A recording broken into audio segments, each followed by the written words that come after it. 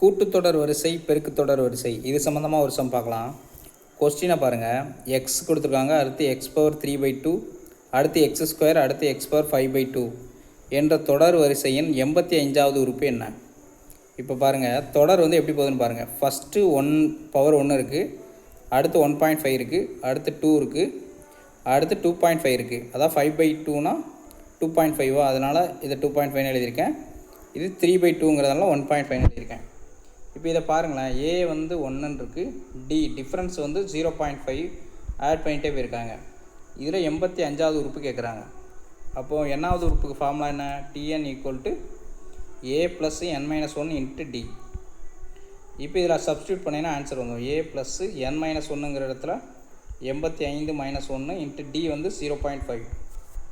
அப்போது 1 plus 84 into 0.5. அப்போ என்ன வரும்? 1 ப்ளஸ்ஸு 42 வருமா? Equal to 43. அப்போ எக்ஸ் பவர் 43ங்கிறது தான் 85வது உறுப்பு. ஆன்சர் வந்து ஆப்ஷன் சி. தேங்க்யூ.